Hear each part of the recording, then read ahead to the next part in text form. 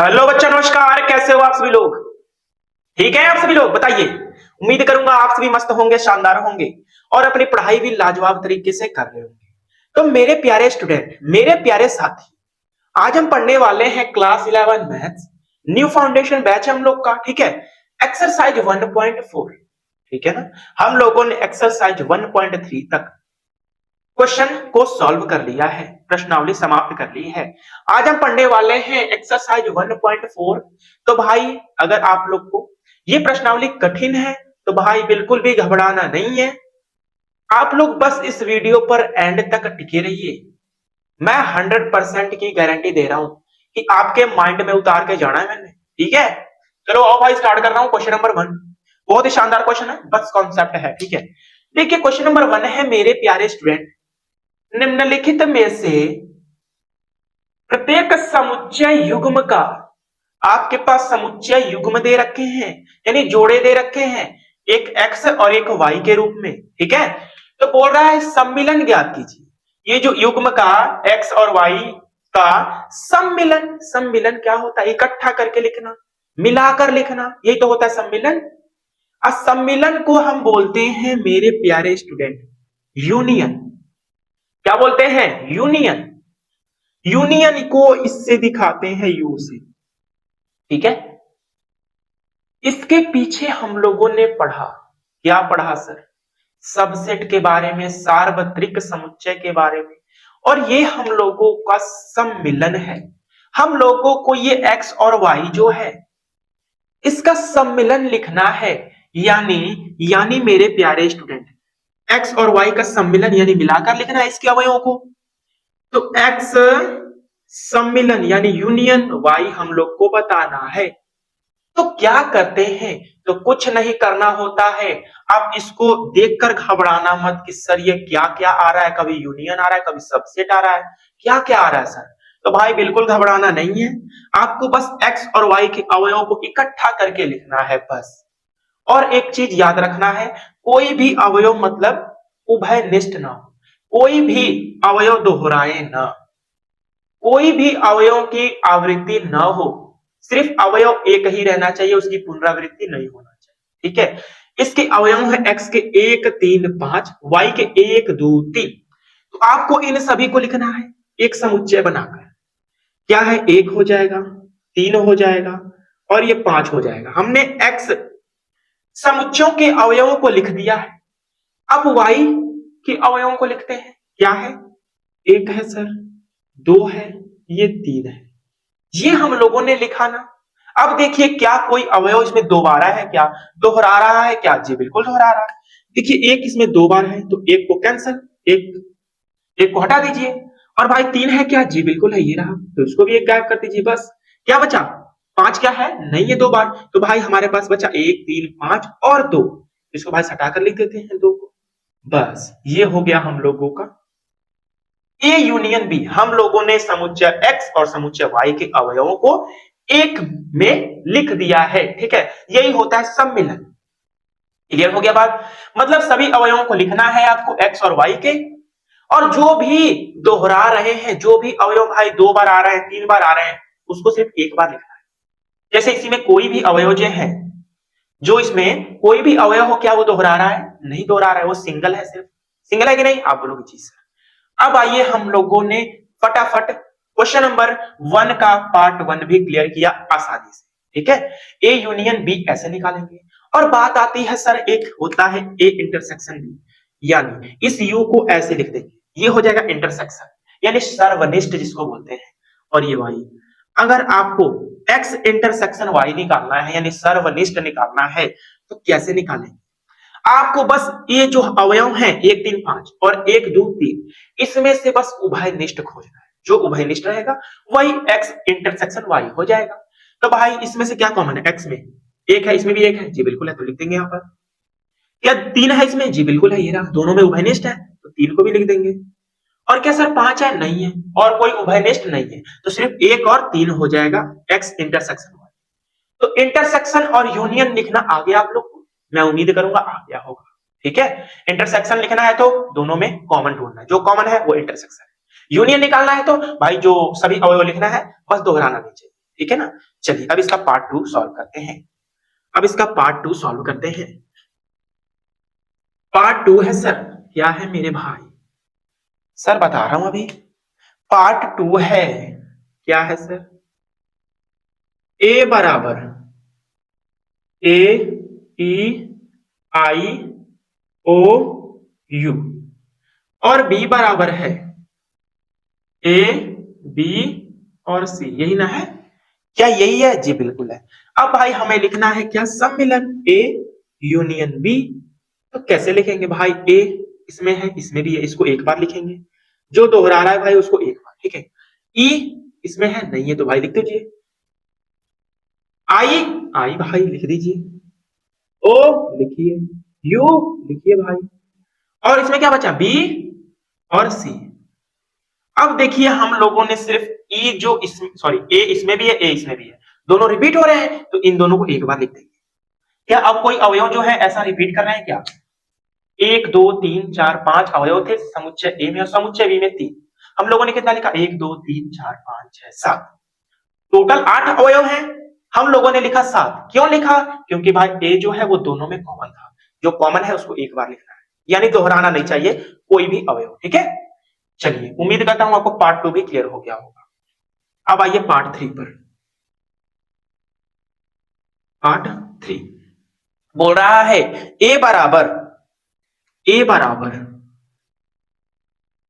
ए बराबर दे रखा है x सच डेट x एक प्राकृतिक संख्या है, यानी x इस प्रकार है कि x एक प्राकृतिक संख्या है और 3 का गुणज है। तो भाई प्राकृतिक संख्या लिखना है हमें, पहले रोस्टर रूप में लिख लेते हैं, समुच्चय निर्माण रूप में दे रखा है x सच डेट x एक प्राकृतिक संख्या है और 3 का गुणज है। तो ये समुच्चय निर्माण रूप में दिया है तो पहले हम रोस्टर रूप में लिखेंगे, ठीक है। तो क्या हो जाएगा, 3 का गुणज प्राकृतिक संख्या 3 का 3 3 गुना के 6 3 या 9 3 चौको 12 3 5 15 है, 3 6 18, भाई कितना लिखे, डॉट डॉट डॉट इनफाइनाइट तक जाएगा, ठीक है। कोई लिमिट नहीं दे रखा है, बस बोला 3 का गुणज है। और b बराबर दे रखा है, क्या दे रखा है सर, इसको भी पढ़ रहा हूं और सीधे रोस्टर रूप में लिख दे रहा हूं, ठीक है। देखिए x सच डेट x संख्या 6 से कम एक प्राकृतिक संख्या है, यानी x इस प्रकार है कि x एक प्राकृतिक संख्या है जो 6 से कम है। तो 6 से कम प्राकृतिक संख्या क्या हो जाएगी, 0 हो जाएगी, क्या नहीं होगी यार, 0 तो पूर्ण संख्या है, 1 से शुरू होती है प्राकृतिक संख्या, 1 2 3 4 5, बस 6 से कम बोला है बस। अब भाई हमें निकालना ए यूनियन बी, क्या निकालना है sir, A union B, A union B यानी ए और बी का सम्मिलन। तो भाई देखिए क्या लिखेंगे हम, एक क्या इसमें है नहीं है भाई लिख दीजिए, 2 लिखिए, 3 लिखेंगे जी बिल्कुल, और 3 इसमें भी है तो भाई रिपीट नहीं करेंगे, 1 3 हो गया बस। अब क्या करेंगे, 4 इसमें नहीं ना, कहीं नहीं है, 4 लिखेंगे भाई, क्या 5 नहीं है, क्या 6 इसमें है भाई लिखिए, फिर 9 फिर 12 फिर 15 फिर 18, dot dot dot dot dot करते जाएगा, बस ये हम लोग का हो चुका है। देखिए कोई भी ऐसा अवयव है जो रिपीट कर रहा है, मतलब ए और बी को भाई सम्मिलन करना है, सम्मिलन करके लिखना है, इकट्ठा करके लिखना है, बस इतनी बात ध्यान रखना है कि भाई कोई भी अवयव रिपीट नहीं होने चाहिए, बस कोई भी अवयव रिपीट कर रहा है क्या, हम नहीं कर रहा है, 1 2 3 4 5 6 9 फिर 12 15 18 डॉट डॉट डॉट, ठीक है। चलिए हम लोगों ने पार्ट 3 भी इसका क्लियर किया, अब आइए पार्ट 4 पर। पार्ट 4 बहुत ही शानदार क्वेश्चन है यार ये सब, ठीक है, और इजी भी है। पार्ट 4 है ए बराबर x सच दैट x एक प्राकृतिक संख्या है, ठीक है, और x की जो वैल्यू है वो 1 से बड़ी है और 6 से छोटी है और 6 के बराबर भी है। ध्यान से सुना आपने, क्या मैंने बोला, x सच दैट x यानी a बराबर एक प्राकृतिक संख्या है जो 1 से बड़ी और 6 से छोटी और 6 के बराबर है। 1 से बड़ी प्राकृतिक संख्या 2 हो जाएगी, 3 4 5 और 6, 6 से छोटी और 6 के बराबर है, लेकिन 1 से बड़ी, बस 1 से बड़ी 2 3 4 5 है और 6 के बराबर भी है। और b बराबर है x सच दैट x एक प्राकृतिक संख्या है और जो x की वैल्यू है मेरे दोस्त वो 6 से बड़ी 10 से कम है, 6 से बड़ी यानी 7 8 9, बस 10 से छोटी है, 10 से छोटी है, ठीक है, 10 के बराबर नहीं लेकिन 10 से छोटी बोल रहा है बस। अब भाई ए यूनियन बी लिखना है तो फटाफट लिखिए मेरे दोस्त, ए यूनियन बी क्या हो जाएंगे, इनके सभी अवयव, ऐसे भी सभी अवयव, बस रिपीट नहीं होना चाहिए। क्या 2 लिखेंगे जी बिल्कुल लिखेंगे, या 3 लिखेंगे जी बिल्कुल, या 4 जी बिल्कुल, 5 6, फिर इसमें आ जाइए 7 8 9। क्या कोई भी ऐसा अवयव है जो रिपीट कर रहा है? नहीं कर रहा है सर, तो बस हम लोग का यही सम्मिलन हो गया, ए यूनियन बी। अब पार्ट फिफ्थ बचा है, क्या है सर? बोल रखा है ए बराबर 1 2 3, 1 2 3, ठीक है, और बी बराबर 5, बी बराबर 5, ए बराबर 1 2 3, अब बी बराबर 5, ये 5 का है सर। अरे यार नहीं पता है, तो इसका मतलब शुरू से नहीं पढ़ रहे हो तुम। पहले शुरू से मैंने एक लिस्ट बना रखी है सेट की, class 11 math chapter 1 set complete playlist, पहले उसको जाकर शुरू से ज्वाइन करो, शुरू से पढ़ो, तब उसके बाद फाई समझ आएगा क्या है।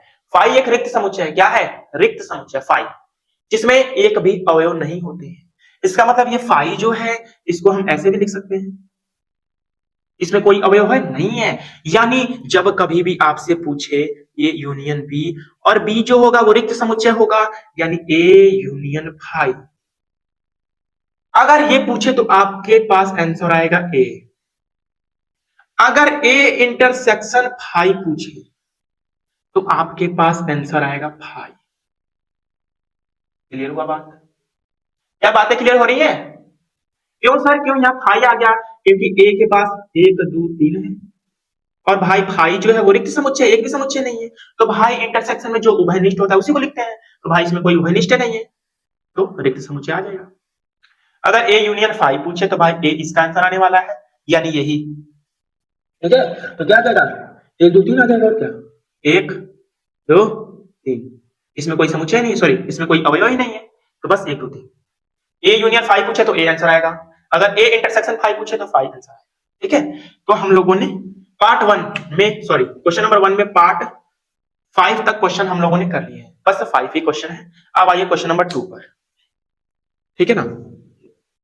क्वेश्चन नंबर 2, मेरे भाई मेरे प्रिय मित्र मेरे दोस्त, क्वेश्चन नंबर 2, मान लीजिए कि ए बराबर दे रखा है आपके पास ए बी, मान लीजिए ए बराबर आपके पास दिया है ए कोमा बी, ठीक है। ये क्या बना रहा हूं यार, ए कोमा बी दे रखा है, ठीक है ना। और क्या दे रखा है सर? बी बराबर दे रखा है ए बी सी, ये दे रखा है। तो बोल रहा है क्या ए सबसेट बी है, यानी ए जो है वो उप समुच्चय है बी का? बताइए जरा। तो आप बोलोगे जी सर बिल्कुल है, क्यों है? क्योंकि ए के जो सभी अवयव हैं वो बी के अवयव से ही बने हैं, इसी में से छाट कर लिए गए। क्या लिया है? ए बी लिया, तो ए बी इसी में से बना है, उप समुच्चय, ठीक है। उप समुच्चय मैंने आप लोग को बहुत ही बेहतरीन तरीके से समझाया है, इसलिए पूरी प्लेलिस्ट जाकर देखें, ठीक है ना। तो भाई ए बराबर हमारे पास ये दिया ए कोमा बी, और ये अवयव ए जो है बिलोंग कर रहा है समुच्चय बी में, बिलोंग कर रहा है ना, और जो बी अवयव बी है वो भी बिलोंग कर रहा है समुच्चय बी में, कर रहा है ना। तो क्या हो जाएगा, यानी ए सबसेट बी हो जाएगा। ये क्वेश्चन नंबर 2 है। क्या लिखेंगे पहले? जो अवयव ए है वो बिलोंग कर रहा है समुच्चय बी में, सेट बी में, ऐसे पहले लिख दीजिए। ये जो बिलोंग कर रहा है, यानी अवयव ए बिलोंग कर रहा है ए में, ठीक है। और भाई ये ए भी है, ये ए जो अवयव है ए बिलोंग कर रहा है बी में भी बिलोंग कर रहा है। जब ए के सभी अवयव बी के सभी अवयव से मैच हो जाए तब ये उप समुच्चय हो जाएगा, ठीक है ना, बी का। तो भाई क्या बी इसमें भी है? तो बी बिलोंग कर रहा है ए में। अब देखते हैं क्या बी बिलोंग कर रहा है बी में, तो जी बिल्कुल कर रहा है, बी भी बिलोंग कर रहा है बी में। तो इसका मतलब ए के जितने भी अवयव हैं वो बी में भी शामिल है। इसका मतलब आता है ए सबसेट बी है, हम लोग का ये आंसर हो गया। अतः ए सबसेट बी है। और आगे भी पूछ रहा है, क्या पूछ रहा है सर? ए यूनियन बी ज्ञात कीजिए। अगर ए सबसेट बी है तो ए यूनियन बी ज्ञात कीजिए। तो आइए भाई ए यूनियन बी भी ज्ञात कर लेते हैं, क्या दिक्कत है। तो भाई क्या हो जाएगा, ए के सभी अवयव ए बी और बी के भी सभी अवयव ए बी, तो ए बी पहले से ही है तो नहीं लिखेंगे भाई, सिर्फ सी लिखेंगे बस। क्लियर हुआ? अगर कोई भी दो समुच्चय है, अब वो जो समुच्चय है एक उप समुच्चय है दूसरे समुच्चय का, तो आंसर आने वाला है बी। यहां पर हमारे पास ए यूनियन बी किसके बराबर आया, बी के तो बराबर आया है, ठीक है, बी के बराबर आया है ना। यानी जब कभी भी ए सबसेट बी है, तो अगर ए यूनियन बी पूछा तो आपके पास आंसर बी आने वाला है। यहां से एक कंडीशन मिलती है, क्या मैंने बताया कि अगर ए सबसेट बी है, देखिए ए सबसेट बी है ना, तो आपके पास अगर ए यूनियन बी निकालना है, ए यूनियन बी निकालना है, तो भाई आंसर बी आने वाला है। आंसर क्या आने वाला है, बी आने वाला है। यानी जरा देखेंगे, इसमें 2 अवयव हैं, इसमें 3 अवयव हैं, तो जिसमें अधिक अवयव होगा वही आंसर आने वाला है, अगर सबसेट हुए दोनों समुच्चय तो। जैसे यहां सबसेट था ना, ए सबसेट बी है, तो भाई जिसमें अधिक अवयव वो यूनियन निकल कर आएगा। ए यूनियन बी हम लोगों ने निकाला तो बी के बराबर आया। अगर यही हम लोगों से ए इंटरसेक्शन पूछता, ए इंटरसेक्शन बी पूछता, तो आपके पास आंसर ए आता। क्यों आता, क्योंकि भाई हमें उभयनिष्ठ लेना है, ए बी उभयनिष्ठ है, सी तो है नहीं, तो बस ए बी आ जाता। अगर दोनों समुच्चय, सॉरी, जो एक समुच्चय है दूसरे समुच्चय का उपसमुच्चय है तब, ठीक है। तो उम्मीद करता हूं इतनी बात क्लियर हो गई होगी। अब आइए क्वेश्चन नंबर 3 पर। क्वेश्चन नंबर 3 यही मैं समझा दूं क्या, आओ नीचे समझा देता हूं। क्वेश्चन नंबर 3 इजी है, क्या है, यदि ए और बी दो ऐसे समुच्चय हैं, ए और बी दो ऐसे समुच्चय हैं कि ए सबसेट बी है, दिया है हमारे पास, दो समुच्चय है और उसमें दिया है, क्या दिया है सर, क्वेश्चन नंबर 3 को हल कर रहे हैं, क्वेश्चन नंबर 3 को, ए सबसेट बी दे रखा है हमारे पास, ये हमारे पास दिया है। आगे बोला तो ए यूनियन बी क्या दीजिए। अब जरा बताइए, ये जो समुच्चय, जो ये ए है, ये उप समुच्चय है बी का, यानी ए सबसेट बी है, तो भाई ए यूनियन बी निकालेंगे तो क्या आएगा, ए यूनियन बी निकालेंगे तो हमारे पास आंसर बी आएगा। ये बी आएगा कि नहीं आएगा, बताओ जरा, तो बी आएगा ना मेरे दोस्त। क्यों, अभी तो मैंने ऊपर बताया मेरे दोस्त, क्या बताया, अगर अगर कोई समुच्चय ए है तो उप समुच्चय है बी का, तो जब ए यूनियन बी निकालेंगे तो भाई बी आंसर आने वाला है, देख सकते हैं। तो यही भाई बस उसने समुच्चय नहीं दिया था, बस बोल रहा है दो ऐसे समुच्चय हैं कि वो ए सबसेट बी है, तो ए यूनियन बी ज्ञात कीजिए, तो बी आंसर निकल कर आएगा, ठीक है। उम्मीद करता हूं क्लियर हो गया होगा। तो बस आज क्वेश्चन नंबर 3 तक ही सॉल्व करते हैं, टोटल 12 क्वेश्चन है, ठीक है ना। तो हम 3-4 दिन में खत्म कर देंगे, कोई दिक्कत नहीं है, ठीक है। तो बस आज के लिए इतना ही, मिलता हूं आप लोगों से कल की क्लास में, तब तक के लिए नमस्कार दोस्त, जय हिंद जय भारत।